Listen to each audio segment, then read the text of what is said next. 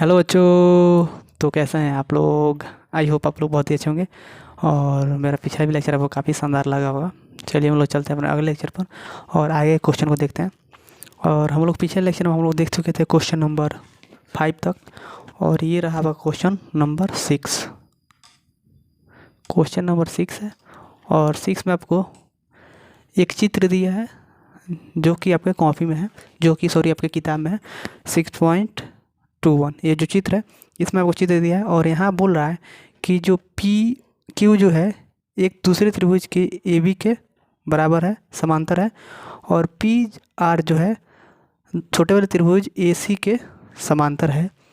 तो आपको क्या करना है कि जो बड़े वाला त्रिभुज के क्यू आर जो भुजा है छोटे वाले भुजा बी सी के समांतर है, यही हमको सिद्ध करना है। यानी कि ये भुजा इसके समांतर है, ये वाला भुजा इसके समांतर है। तो हमको सिद्ध करना है कि ये वाला भुजा इसके समांतर होगा। समझ में आ रहा है ना? यही हमको सिद्ध करना है और ये हमको सिद्ध करना है। तो चलिए हम लोग देखते हैं और आपसे बता देते हैं कि इस क्वेश्चन को आसानी से कर लेंगे, क्योंकि अब जानते हैं कि जब ये वाला भुजा इसके समांतर होगा तो हम लोग कौन क्या करते हैं, थेल्स का प्रमेय का यूज करके वहाँ से हम जानते हैं कि ये रेखा दूसरे रेखा के समांतर होती है तो अन्य दो भुजाओं को समान अनुपात में विभाजित करती है। वही कंडीशन लेकर चलेंगे और आसानी से कर ले जाएंगे। तो हमको सिद्ध क्या करना है, बी सी समांतर क्यू आर। अब बताइए जब ये वाला कंडीशन लेंगे यहाँ से ये वाला कंडीशन लेंगे कि पहले ये देख लीजिए, मैं क्रमशः चित्र 6.21 में क्रमशः ओ पी ओ क्यू और ओ आर पर बिंदु ए बी सी इस प्रकार स्थित है कि ए बी समांतर पी क्यू, ए बी समांतर पी क्यू। ठीक है, ये वाला जो रेखा होगा तो ये इस वाला रेखा समांतर है, ठीक। और ए सी समांतर पी आर, ए सी समांतर पी आर। तो ये वाला जो छोटे वाला रेखा है छोटे वाले त्रिभुज का, ये बड़े वाले त्रिभुज के समांतर है। तो हमको यही सिद्ध करना है कि जो छोटे वाले त्रिभुज के जो बी सी रेखा है बड़े वाले त्रिभुज के क्यू आर के समांतर होगा, यही हमको सिद्ध करना है। तो चलिए पहले वाला कंडीशन को लेकर चलते हैं यहाँ से, ये वाला। तो ये वाला तो क्या है सॉल्यूशन, पहले वाला त्रिभुज ए बी समांतर पी क्यू। जब ए बी समांतर पी क्यू होगा तब यहाँ से क्या होगा, चूँकि हम जानते हैं कि जब ए समांतर पी क्यू होगा तो ए बी समांतर पी क्यू। तो कौन सा त्रिभुज लेकर चलेंगे, तो आप देखेंगे ध्यान से। तो जब आप ध्यान से देखेंगे ए बी समांतर क्या है पी क्यू, तो ये वाला त्रिभुज लेकर चलेंगे, ये वाला हम निकाल देते हैं बाहर।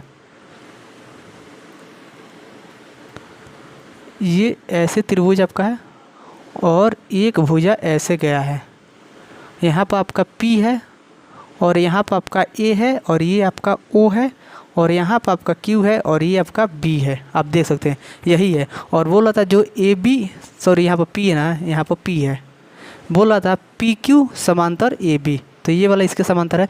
तो ये जब चलेंगे तब जानते हैं, तो इसमें क्या हो जाएगा AB बटा AP बटा AO। और इधर क्या हो जाएगा QB बटा BO ये होगा। आप जानते हैं इसको मानेंगे समीकरण 1। और ये कहाँ से आया है, तो थेल्स थ्योरम से आया है। कहाँ से आया है, थेल्स थ्योरम से आया है। क्योंकि आप जानते हैं कि जब PQ जो समांतर होगा AB के, तो ये वाला भुजा इस वाले भुजा के समान अनुपात में विभाजित करेगा, माने समद्विभाज्य होगा।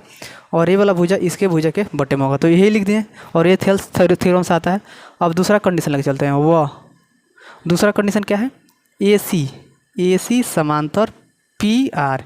जब ए सी समांतर पी आर होगा तो इसमें फिर से चित्र में देखेंगे ए सी समांतर पी आर कहाँ हो रहा है, तो ए सी समांतर पी आर।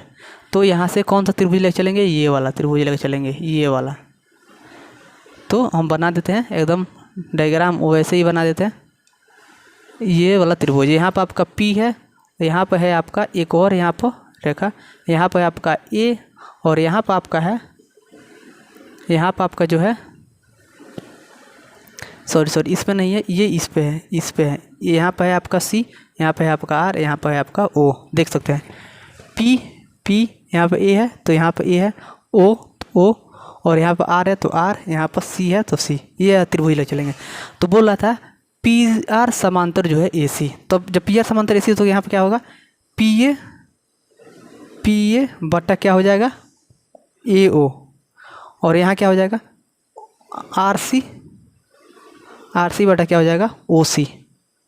इसको मानेंगे समीकरण 2, और ये आपका कहाँ से आया, थेल्स थ्योरम से आया, थेल्स थ्योरम से आया है, इसीलिए इसको इंग्लिश में टीटी लिख दिया, थेल्स थ्योरम से आया है। ठीक, अब जब समीकरण 1 और 2 को कंपेयरिंग करेंगे, समीकरण 1 और 2 को तुलना करने पर, कंपेयरिंग करने पर जब कंपेयर करेंगे तो देखेंगे ए पी बटा ओ ए है, यहाँ पर क्या है आपका पी ए बटा चाहे ए पी बटा ओ ए है। तो आप देखेंगे तो आपका जो लेफ्ट साइड पार्ट है दोनों के बराबर है। जब लेफ्ट साइड बराबर होता है तो आपका समीकरण का राइट साइड भी बराबर होगा। तो जब यहाँ बराबर होगा तो क्या मिल जाएगा आपको, क्यू बी बटा बी ओ, और यहाँ से क्या मिलेगा, आर सी बटा ओ सी, ये हमको मिलेगा। अच्छा 1 मिनट रुकिए, इसको मानते हैं समीकरण 3। अब 1 मिनट रुकिए, हमको तो सिद्ध करना है क्या, बी सी समांतर क्यू आर, बी सी समांतर क्यू आर। तो हम यहाँ पर अगर सिंपल में बी सी समांतर क्यू आर लिखे हैं, बी सी समांतर क्यू आर, तो इसके लिए क्या निकल के आएगा, तो ये जब समांतर इसके लिए तो इसमें त्रिभुज कौन सा बनेगा, बी सी समांतर क्यू आर। ठीक, तो इसके लिए जब निकालेंगे तो क्या कौन सा त्रिभुज निकल के आएगा, ये वाला त्रिभुज, नीचे वाला त्रिभुज आएगा ये वाला। ठीक, तो इसको मैं बाहर निकालता हूँ 1 मिनट के लिए। तो इसको जब मैं बाहर निकालूंगा, ऐसे त्रिभुज है और ये ऐसे है। ठीक, यहाँ पे आपका O, यहाँ पे आपका B, यहाँ पे आपका C, यहाँ पे Q, यहाँ पे आपका R। ठीक, और बी सी समांतर क्यू आर बोल रहा था, तो यहाँ से आपको क्या निकल के आएगा, जब ये भुजा इस भुजा समांतर होगी तो क्या होगा, ओ बी बटा क्यू बी। तो क्या लिखेंगे, लिख देते हैं, यहाँ पे लिखते हैं, इसको मैं मिटा देता हूँ, इसको भी मिला देते फिलहाल में। तो क्या हो जाएगा, ओ बी क्यू बी बटा क्या हो जाएगा, ओ सी चाहे ओ बी, और यहाँ पर क्या हो जाएगा, ओ सी बटा चाहे यहाँ पर डायरेक्ट ओ सी बटा क्या हो जाएगा, चाहे आर सी बटा ओ सी लिख देते हैं, आर सी बटा ओ सी।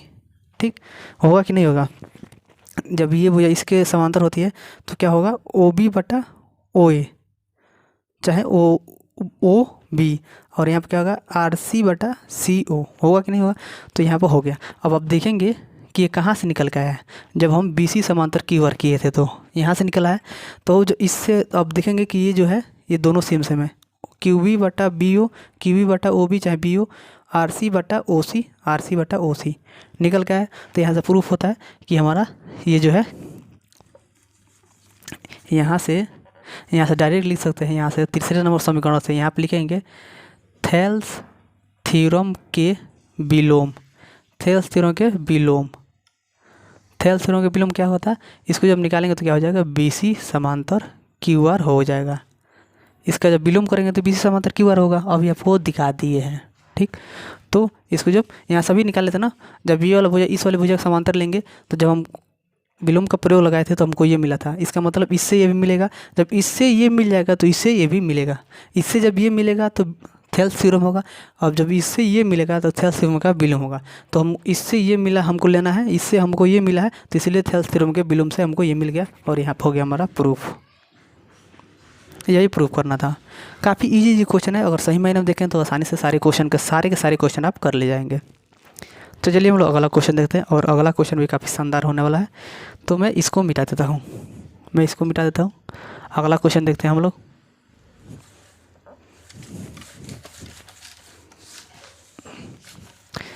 ये गया मिटक। चलिए अगला क्वेश्चन देखते हैं, 7वें नंबर क्वेश्चन भी काफ़ी मज़ेदार क्वेश्चन है, काफ़ी मज़ा आएगा उसमें।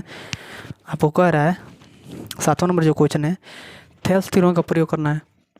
अब जानते ही थेल्स थ्योरम का प्रयोग कैसे किया जाता है, जब एक भुजा दूसरे भुजा समांतर होगी तो क्या होगा कि अन्य दो भुजाएं जो होगी समान अनुपात में विभाजित होती हैं। तो थेल्स थ्योरम का प्रयोग करना है, और बोल रहा है कि किसी त्रिभुज में एक त्रिभुज के मध्य बिंदु है, माने किसी त्रिभुज में एक भुजा के मध्य बिंदु है, दूसरे भुजा को समांतर खींची गई कि तीसरी भुजा के समान अनुपात में विभाजित करती है, चाहे समद्विभाजित करती है। रुकिए बता रहे हैं, देखिए बोल रहा है कि कोई त्रिभुज है, ठीक, कोई त्रिभुज है, और आपको मान लीजिए ए बी सी आपका एक त्रिभुज है। बोल रहा है कि कोई एक भुजा के मध्य बिंदु, तो हम ये भुजा ले सकते हैं, ए बी भुजा ले सकते हैं, या बी सी भुजा या ए सी भुजा, कोई एक भुजा लेना है, कोई एक भुजा के मध्य बिंदु। तो मध्य बिंदु क्या होता है, आधा। तो यहाँ पर मान लीजिए यहाँ पर ले लेते हैं, तो ये ए बी भुजा के मध्य बिंदु ले लिए। अब इस भुजा के इस बिंदु से किसी भुजा के समांतर एक रेखा खींचना है। तो मान लीजिए इस बिंदु से इसके समांतर एक रेखा खींच सकते हैं, तो इसके समांतर एक रेखा खींची है। तो बोल रहा था कि वो तीसरे भुजा को समद्विभाजित करेगा, समद्विभाजित, तीसरे भुजा को समद्विभाजित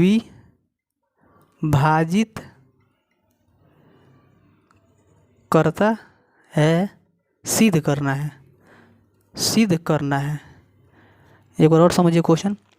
एक त्रिभुज लेना है और किसी एक भुजा के मध्य बिंदु लेना है, किसी एक भुजा का मध्य बिंदु लेना है और उस मध्य बिंदु से किसी एक भुजा के समांतर हमको क्या करना है, एक रेखा खींचना है, एक रेखा खींचना है। और वो जो रेखा होगा तीसरी भुजा को क्या करेगा, समद्विभाजित करेगा, माने समान भुजा में समान बराबर भागों में बांट देगा। यही हमको देखना है। तो हम क्या किए, ए बी भुजा पर मध्य बिंदु लिए हैं और बी सी भुजा के समांतर खींच दिए हैं और यहाँ पर ए सी भुजा को दिखाना है कि ये समद्विभाजित कर रहा है कि नहीं। तो यहाँ पर इसका नाम देते हैं हम ई और इसका नाम देते हैं एफ। ठीक, अब यहाँ पर यही लिखना है। दिया क्या है, दिया है, दिया है, क्या दिया है कि जानते हैं दिया यही है कि किसी एक भुजा का मध्य बिंदु लेना है। तो हम जो ई जो है यहाँ पे लिखेंगे, चूँकि ई जो है ए बी के मध्य बिंदु है, यही आपको केवल दिया है। ई जो है ए बी के मध्य बिंदु दिया है, क्योंकि क्वेश्चन में यही कह रहा था किसी एक भुजा का मध्य बिंदु लेना है। तो जो हम लिख दिए ई जो है ए बी के मध्य बिंदु है। तो जब ई ए बी के मध्य बिंदु होगा तो इसको क्या लिख सकते हैं, ए ई बटा ई बी बराबर, यहाँ पर हम क्या कर सकते हैं, 1 लिख सकते हैं, 1 लिख सकते हैं। क्यों लिख सकते हैं, क्योंकि अब जानते हैं कि इसके उधर कुछ नहीं तो 1 लेंगे, क्योंकि 0 पे अभी होगा नहीं। देखिए क्यों होगा, अब यहाँ से अगर चाहेंगे तो आप इसको जब बराबर कर रहे हैं, मिनट रुकिए, ए ई अब बराबर कर सकते हैं हम बी ई। ठीक, ए ई बराबर हो जाएगा बी सी, क्योंकि समान बराबर भागों में बटा है। तो आप जानते हैं कि जब 2 बराबर भागों में बटेगा तो ये जो होगा इसके बराबर होगा। तो इसको ऐसे कर सकते हैं और इसको हम क्या कर सकते हैं, तो ए ई बटा बी ई भी लिख सकते हैं और यहाँ पर क्या बच जाएगा, आपका 1 बच जाएगा। तो आपको 2 कंडीशन यहाँ से मिल जाएगा, ये ऐसे मिल सकता है। ठीक, अब बोल रहा है कि अब इसमें आप त्रिभुज में देखने को क्या मिला है, इसमें आपको देखने को क्या मिला है, त्रिभुज ए बी सी में देखने को मिला, यही मिला है कि जो ई एफ जो है बी सी के समांतर है। इसको यहीं तक छोड़ दिए। देखिए जब हम क्वेश्चन में चलते हैं तो आपको दिया हुआ पार्ट था, यह था कि किसी एक भुजा को लेना है और उस भुजा के मध्य बिंदु में जो है एक बिंदु लेना है। तो मध्य बिंदु में एक बिंदु लिए, तो इससे वो क्या मिल रहा है कि ए ई जो होगा बी सी के बराबर होगा। तो ए ई जो है बी सी के बराबर कर दिए। अब इसको हम इधर लाएंगे, इसको पूरे को इधर ला इसके बटे में लाते हैं।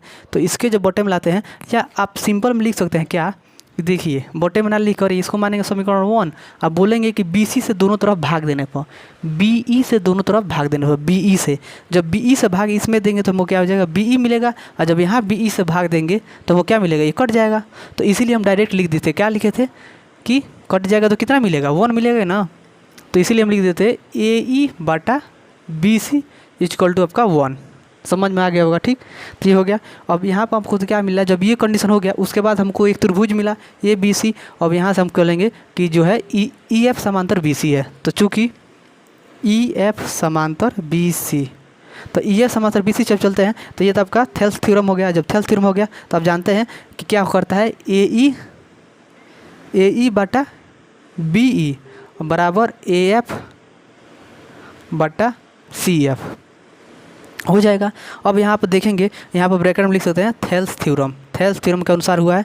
अब देखेंगे कि ए ई बटा बी सी का वैल्यू कितना है, 1 है कि नहीं। ए ई बटा बी सी का वैल्यू 1 है, तो ए ई बटा बी सी यहाँ पर है, सॉरी यहाँ पर बी सी है, यहाँ पर 1 भर देंगे, यहाँ पर 1 भर देंगे तो 1। अब बराबर क्या हो जाएगा, ए एफ बटा सी एफ हो जाएगा कि नहीं, ए एफ बटा सी एफ। अब यहाँ पर तिरिया गुणा कर देंगे, जब तिरिया गुणा करेंगे तो क्या हो जाएगा, ए एफ बटा क्या हो जाएगा, सी एफ। मैंने तिरिया जब गुणा करेंगे तो यहाँ पर सी एफ नीचे है, इसमें जब गुणा करेंगे तो 1 से जब सी एफ में गुणा करेंगे तो आपका सी एफ होगा। तो ए एफ बराबर सी एफ। और हम देख सकते हैं कि तीसरी भुजा का आधा है, ए एफ जो है बी सी के समांतर है। इसका मतलब हमको यही सिद्ध करना था कि जो तीसरी भुजा है ए एफ, हमको सिद्ध यही करना था, एफ सी के समद्विभाजित कर रहा है। मैंने तीसरी भुजा के जो है, तीसरी भुजा जो है तीसरी भुजा आपको क्या बचा रहता है, ए सी जो है ये जब यहाँ से जब रेखा खींचे थे ये तीसरा तो ये दोनों दो बराबर भागों में बांट रहा है कि नहीं। तो यहाँ से पता चल रहा है कि ए एफ जो है एफ सी के बराबर है, एफ जो है एफ सी के बराबर है। हमको यही सिद्ध करके यहाँ से ला दिया है। तो काफ़ी ईजी था, यहाँ से देख सकते हैं। त्रिया जब गुना करेंगे तो सी एफ हो जाएगा और बराबर ए एफ, तो ए एफ बटा सी एफ, अब यही सॉरी ए एफ बराबर सी एफ, और यहाँ से सिद्ध हो जा रहा है। तो ये आपका था 7वां नंबर क्वेश्चन, और मुझे पूरा उम्मीद है कि ये क्वेश्चन आपको काफ़ी सही तरीके से समझ में आया होगा। चलिए, अगर वीडियो अच्छा लगा तो लाइक कीजिए, कमेंट कीजिए, शेयर कीजिए और चैनल को सब्सक्राइब करना नहीं भूलिएगा। धन्यवाद।